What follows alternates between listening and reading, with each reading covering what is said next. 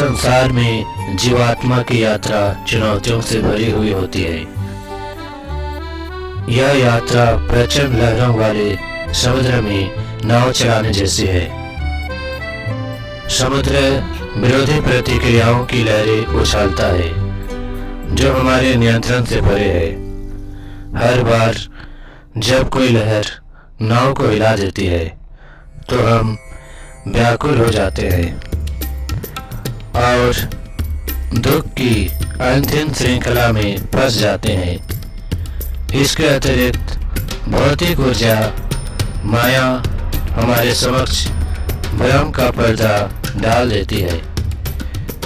यह हमें काम, अभिमान, क्रोध, द्वेष, संदेह और अहंकार के जाल में फंसा देती है और हमारे मन को ईश्वर से दूर कर देती है।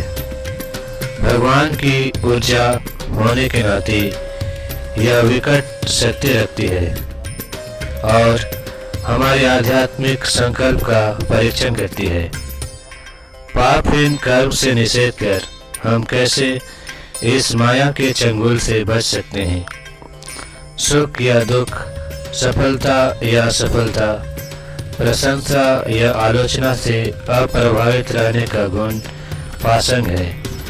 यह सांसारिक मोह माया की अशांति से ऊपर उठने की कला है।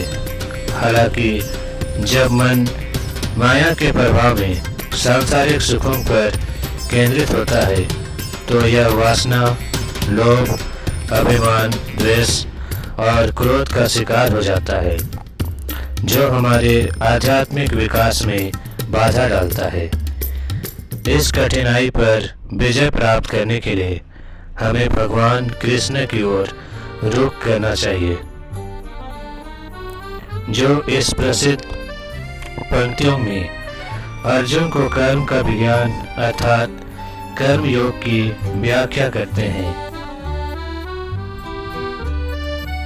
हमें अपने कर्तव्य करने का अधिकार है, परंतु हमें परिणामों से आसक्त नहीं होना चाहिए। कारण यह है कि परिणाम केवल हमारे प्रयासों पर निर्भर नहीं होते। परिणाम निर्धारित करने में कई कारक भूमिका निभाते हैं। हमारे प्रयास, भाग्य, भगवान की इच्छा, शामिल लोगों के संचय कर्म, स्थान और परिस्थिति। यदि हम परिणामों के लिए